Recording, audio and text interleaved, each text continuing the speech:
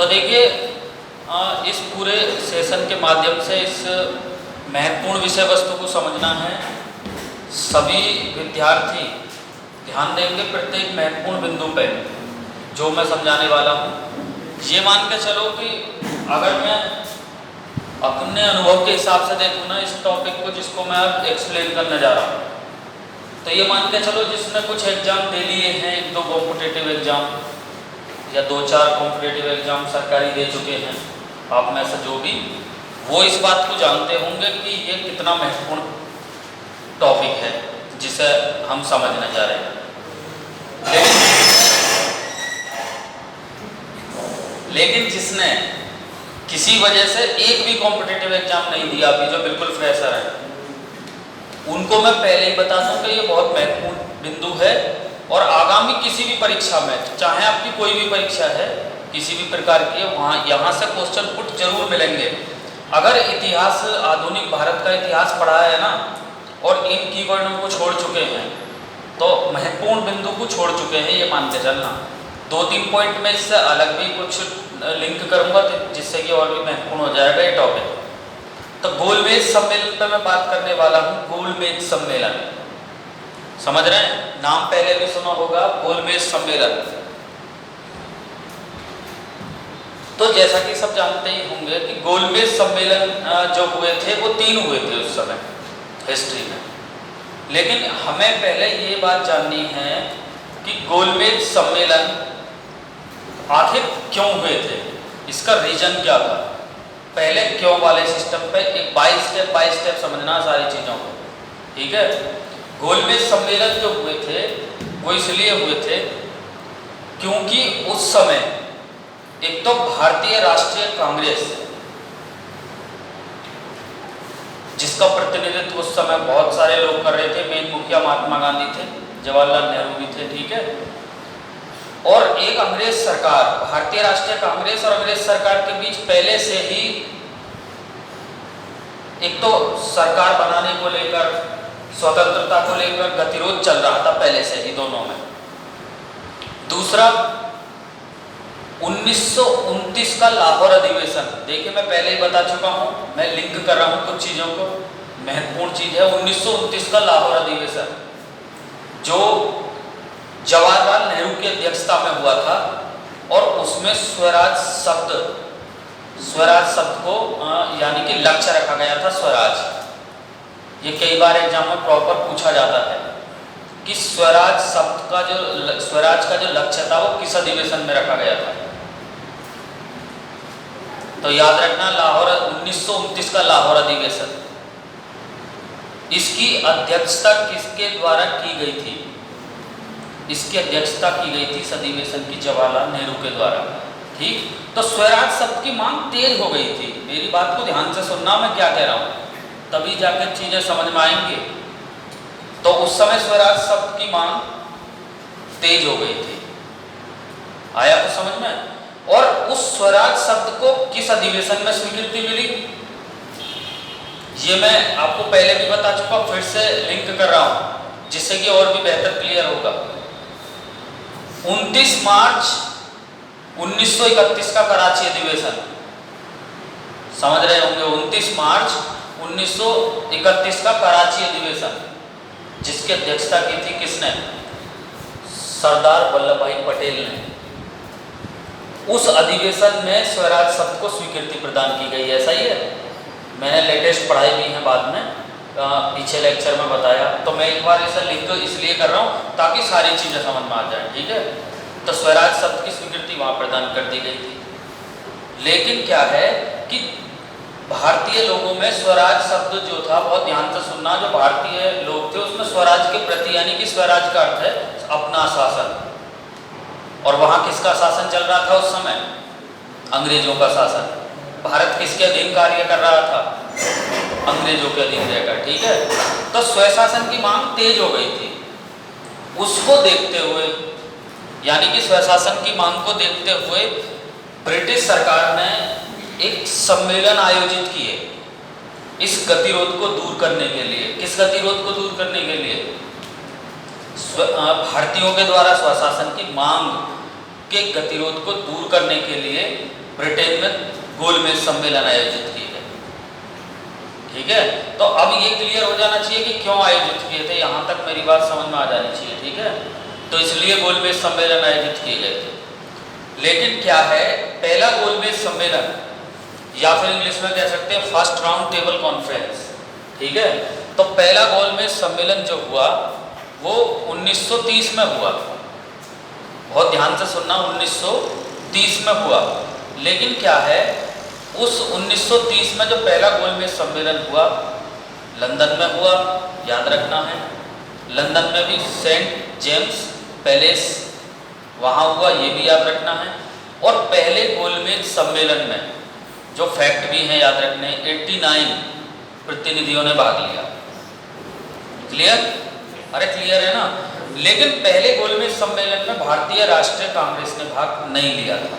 ये हमें अच्छी तरीके से याद होना चाहिए। क्लियर? क्यों नहीं लिया था अच्छी तरीके से सुन लेना है, क्योंकि उस समय भारतीय राष्ट्रीय कांग्रेस के प्रमुख नेता या बड़े नेता सविनय अवज्ञा आंदोलन के दौरान गिरफ्तार कर लिए गए थे और उस समय प्रमुख नेता उनके जेल में थे। ठीक है, और बाकी के अन्य जो नेता थे वो सविनय अवज्ञा आंदोलन में लगे हुए थे। मैं सविनय अवज्ञा आंदोलन उसी की बात कर रहा हूँ जो 1930 वाला जो चला था स्टार्टिंग। ठीक है, अब इसीलिए भारतीय राष्ट्रीय कांग्रेस ने पहले गोलमेज सम्मेलन में भाग नहीं लिया, ये हमें याद होना चाहिए। ठीक है, तो पहले गोलमेज सम्मेलन में इसीलिए भाग नहीं लिया था कांग्रेस ने।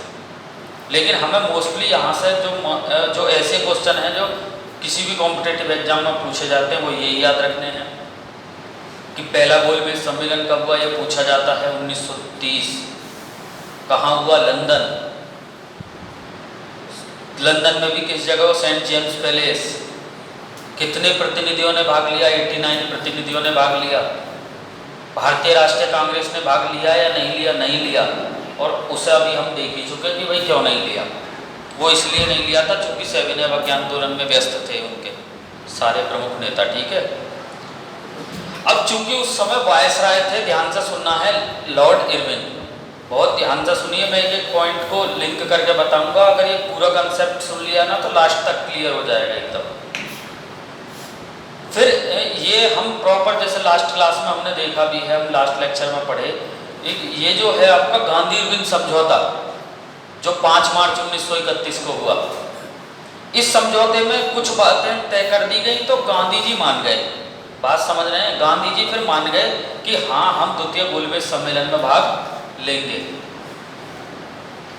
उस समझौते के तहत।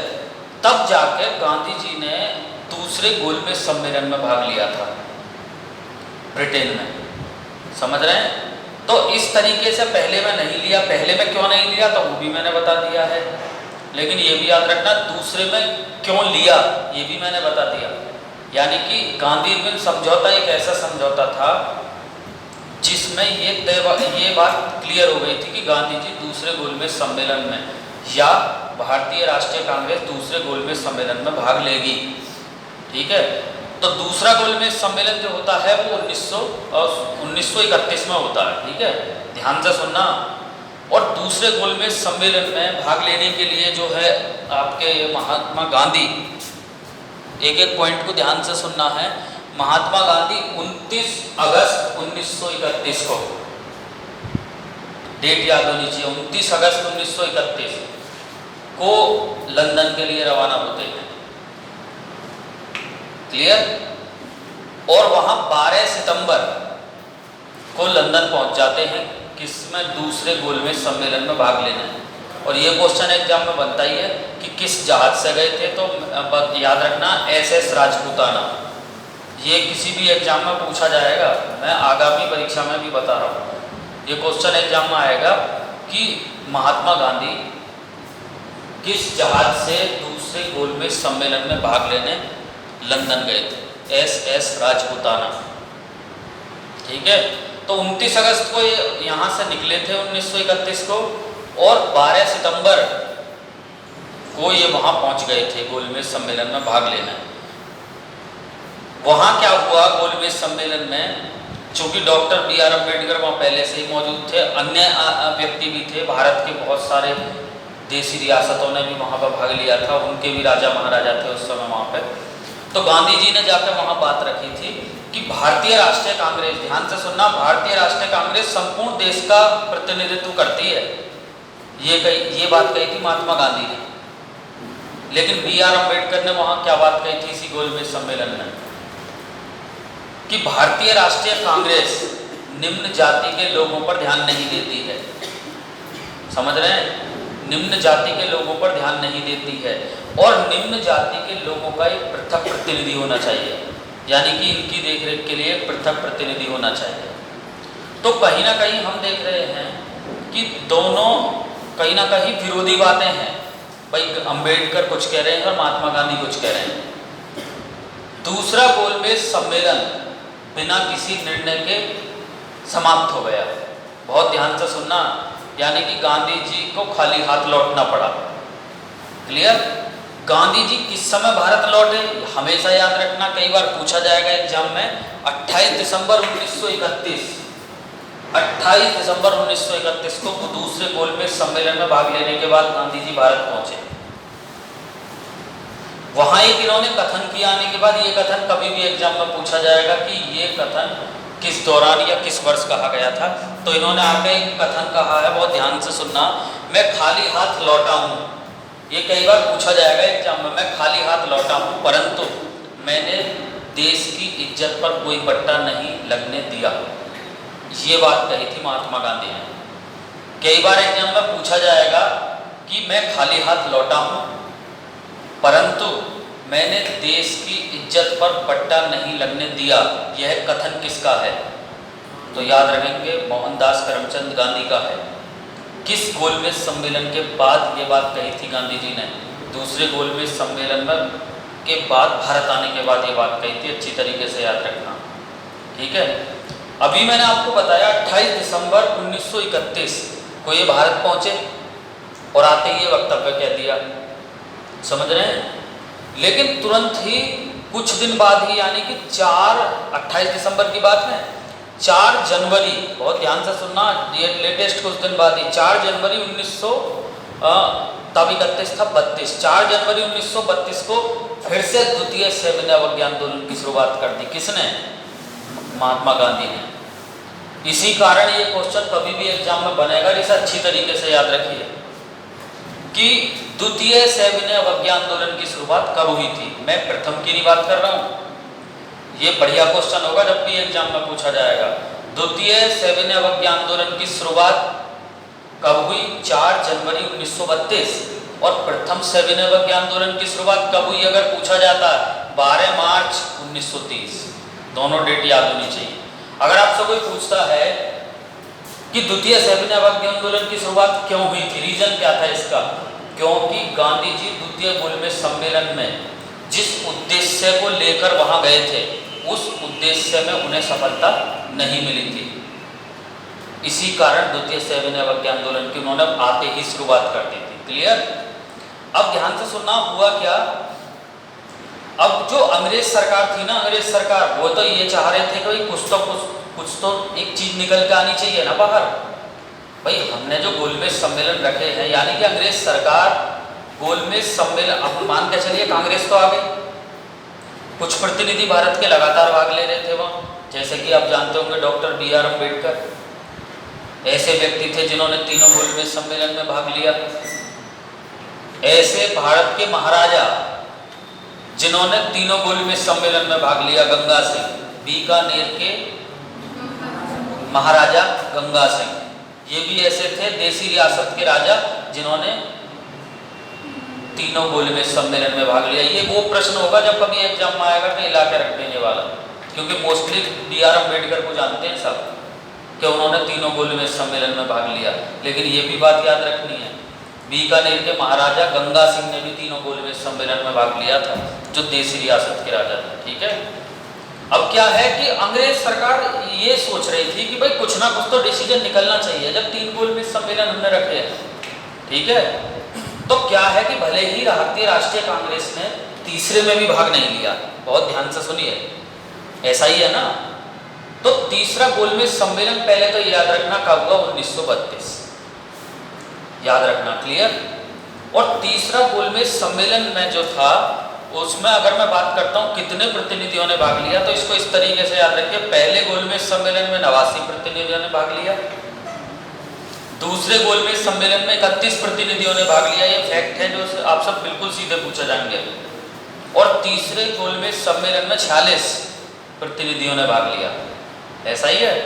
अब क्या है, अंग्रेज सरकार ने सोचा कि भाई कुछ तो डिसीजन निकलना चाहिए ना ऐसा, तो ध्यान से सुनिए, तो जैसे ही दूसरा गोलमेज सम्मेलन हुआ था उस समय वायसराय चेंज कर दिए गए थे, यानी कि दूसरे गोलमेज सम्मेलन के दौरान जो वायसराय थे जिनका नाम था लॉर्ड इरविन, उनकी जगह पर लॉर्ड वेलिंगटन को वायसराय बना दिया गया।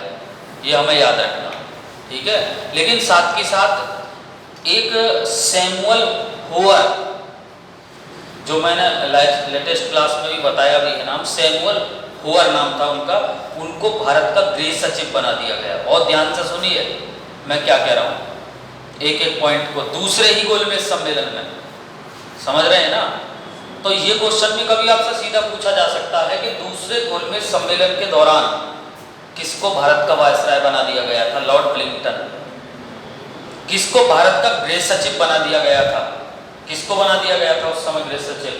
तो याद रखना नाम, सैमुअल होवर। क्लियर?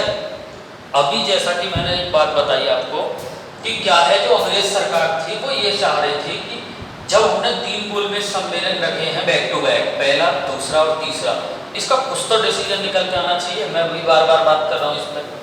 तो अंग्रेज सरकार ने जो ये जो थे एक श्वेत पत्र जारी किया तीसरे गोलमेज सम्मेलन की समाप्ति के बाद। बहुत ध्यान से सुनना, व्हाइट लेटर जारी किया और एक समिति का गठन किया। बहुत ध्यान से सुनना, यहाँ से क्वेश्चन क्या पुट होगा एग्जाम में मैं बताने वाला हूँ। और उस समिति का अध्यक्ष चुना गया लॉर्ड लिथगो को। समझ रहे हैं? यानी कि एक समिति बना दी गई। और वो समिति मालूम है क्यों बनाई थी? वो समिति इसलिए बनाई थी कि आप कुछ अपने तर्क दो ऐसे कि भाई जो कुछ ऐसा एक एक्ट बनाएंगे हम जो भारतीयों के लिए होगा। ये इसलिए समिति बनाई गई थी और जिसकी अध्यक्षता किसने की थी? लॉर्ड लिथगो ने। ठीक है। इस समिति ने अपनी रिपोर्ट कब दी? ये डेट याद होनी चाहिए आपके दरोगा के एग्जाम के हिसाब से भी और सिपाही भर्ती के हिसाब से भी। तो याद रखेंगे, इस समिति ने जो अपनी रिपोर्ट जो दी थी ना, रिपोर्ट यानी रिपोर्ट का मतलब समझ रहे हैं आप? प्रतिवेदन। 22 नवंबर 1934 को इन्होंने अपनी रिपोर्ट दी, लॉर्ड लिथगो की समिति ने। ठीक है। और वो जो अभी मैं नाम बता रहा हूँ आपको बार बार, ये नाम आपको माइंड में बिठा लेना, कभी आपको 2.5 अंक आराम से देगा एग्जाम में। सैमुअल होवर, ये उस समय भारत के गृह सचिव बनाए गए थे, गृह सचिव। ठीक है। सैमुअल होवर ने भारत शासन विधेयक ब्रिटिश संसद में पेश किया। ये कभी एग्जाम में क्वेश्चन पूछा जा सकता है, याद रखना है कि जो भारत शासन अधिनियम था 1935, जो आज भी हम पढ़ते भी हैं, ठीक है, उसका जो विधेयक था भारत शासन विधेयक, ब्रिटिश संसद में किसके द्वारा पेश किया गया था? सैमुअल होवर के द्वारा ही पेश किया गया था। ठीक है। लेकिन कब पेश किया था? डेट याद रखनी है, 19 दिसंबर 1934। ये बात याद होनी चाहिए। क्लियर? और अब जो फाइनली डेट जो ब्रिटिश संसद ने उसको मंजूरी दी, बहुत ध्यान से सुनिए, 3 अगस्त 1935। ये डेट बहुत शानदार है, कभी भी पूछी जाएगी। 3 अगस्त 1935 को ब्रिटिश संसद के द्वारा भारत शासन विधेयक को मंजूरी दे दी गई, जो आगे चलकर भारत शासन अधिनियम 1935 कहलाया, जिसे हम आज किस नाम से जानते हैं? Government of India act 1935, 1935। तो ऐसे बना, यानी कि भले ही भारतीय राष्ट्रीय कांग्रेस ने तीसरे गोलमेज सम्मेलन में भी भाग नहीं लिया, लेकिन अंग्रेजों ने भारत के लिए एक एक्ट बनाकर कुछ पृष्ठभूमि तो तैयार कर दी थी। समझ रहे हैं ना? यानी कि इसका अर्थ दूसरी भाषा में अगर समझना चाहें तो समझ लीजिए, तृतीय गोलमेज सम्मेलन का अर्थ क्या था दूसरी भाषा में कि ये मान के चलिए 1935 का जो एक्ट है उसकी पृष्ठभूमि ही तृतीय गोलमेज सम्मेलन है। अगर दूसरी भाषा में समझना चाह रहे हैं ना, तो ये जो तीसरा गोलमेज सम्मेलन हुआ ना, इसका मुख्य निष्कर्ष क्या निकल के आया सामने, यानी कि इसका एक निष्कर्ष निकाले तो क्या निकल के आया, जो 1935 का एक्ट था उसकी पृष्ठभूमि है कौन सा, तीसरा गोलमेज सम्मेलन। तो इतनी चीजें याद होनी चाहिए, कई बार एग्जाम में पूछा जा सकता है। कुछ मैं हिंट पॉइंट बता देता हूँ, ऐसे क्वेश्चन पुट होंगे एग्जाम में। जैसे कि पहले गोलमेज सम्मेलन के दौरान भारत के वायसराय कौन थे, तो याद रखना लॉर्ड इरविन। दूसरे में चेंज हो गए थे, अभी मैंने बताया है। अगर एग्जाम में पूछा जाता है दूसरे गोलमेज सम्मेलन के दौरान भारत के वायसराय कौन थे, लॉर्ड विलिंगटन, तो सीधी सी बात है तीसरे गोलमेज सम्मेलन के दौरान भी वायसराय कौन थे, लॉर्ड विलिंगटन। ये याद होना चाहिए। और ऐसा भी पूछा जा सकता है कि गोलमेज सम्मेलन के दौरान भारत के गृह सचिव कौन थे, तो याद रखना सैमुअल होवर। इन्होंने ही 1935 जो एक्ट बना था ना, उस विधेयक को इनके द्वारा पेश किया गया था। किस संसद में, ब्रिटिश संसद में। तो यहाँ तक बात बिल्कुल एकदम क्लियर हो जानी चाहिए। क्लियर? वीडियो को लाइक और शेयर करना ना भूलें।